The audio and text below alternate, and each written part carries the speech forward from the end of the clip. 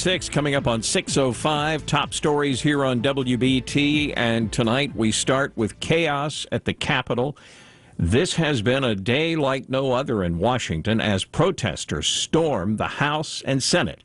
And it happened during a historic session as Congress was debating election results. That banging is the sound of protesters Look at this. Getting through the Capitol door. And they got inside the House and Senate chambers. Protesters have breached the Senate chamber itself, so they're no longer just inside the U.S. Capitol, they're actually inside the Senate chamber. This is the most significant breach of an American government institution since August 24th, 1814, when the British came and burned the Capitol. It was chaos. We know at least one person was shot, though not many details given. The Capitol steps were packed with hundreds of people. The House and Senate also filled with protesters, some apparently armed, because obviously they did not go through metal detectors. In all of the chaos, members of Congress quickly evacuated. And at the height of all the turmoil, I got to speak with Charlotte Congressman Dan Bishop as he was in hiding with other members. He described what he saw. Well, from inside the chamber, I think in the main we were safe almost all the time. We were engaging in debate on the first objections to the elector slate from Arizona and had been in that for a good bit of time when we heard a lot of commotion, some members of Capitol Police coming on the floor, some noise of the doors being closed and locked, and the heard that folks had breached the building. At a certain point, a security person went to the clerk's podium and announced that the building, the Capitol, had been breached and asked us to locate our gas masks that are maintained under the seats in the chamber and be prepared to open and don them.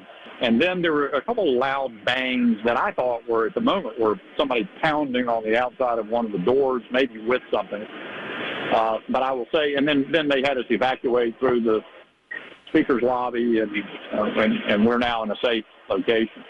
But as we were in the middle of that evacuation, one member said that actually 2 live rounds were shot into the chamber that went past his head. So I was not near that, but obviously there is the use of violence. It's very serious at the Capitol, and it is utterly wrong, and it should be met with all necessary force, and that conduct should be prosecuted to the fullest extent of the law. There is no place in our republic for that. This is remarkable because when they breached the Capitol, of course, they didn't go through metal detectors, and obviously it sounds like they were armed. So you didn't hear the shots, but one of your colleagues did in the House chamber. That's what he reported. And so I would still say we're a bit sealed off from being able to experience most of what has occurred or learning more about it on Twitter than I have by anything that we have experienced. But that does appear to, that's what he said, and I want to emphasize that's a couple of people removed. Whether he evaluated accurately or not, I don't know. And you didn't actually see any of the people who breached the door and got into the chamber? If they did, I did not see them. There is a picture on Twitter of security officers with weapons drawn pointing out one of, I guess it's one of the doors to the House chamber. It appears to be. It does appear to me by looking at Twitter that the Senate chamber was fully occupied by rioters. Were you afraid? Have you been afraid? I really have not been. I could certainly see a set of circumstances changing pretty dramatically under which I would be, but I have not felt cause to be fearful for my personal safety. Now, I understand the National Guard is on its way. Do you think you will get back into the chamber today, or is this a lost cause for today? Leadership obviously will decide that, and it is leadership's prerogative. I believe in the face of this kind of conduct, at the earliest possible safe time, the United States Congress needs to resume its business. That's what this government will not be intimidated or prevented from carrying on its purposes and processes by thugs. The president sort of led a march and encouraged the march today on Capitol Hill. He tweeted that these people should remain peaceful. He didn't tell them to disperse. Do you think he bears any responsibility for this? You know, there's been a sort of got to be a gotcha game in our politics that's in which media participate. And I really am not accusing you. It's a fair question under these circumstances. I would condemn any elected official, either outright saying or through innuendo suggesting that any person should use violence against anybody else, certainly including government.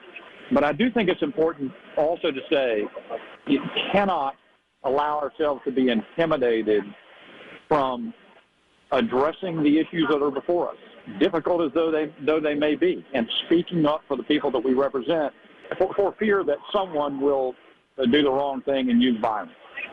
That would be that I can't think of a surer path to widespread violence than for this government that operates peacefully but works through very divisive and life-changing issues. It has to go on.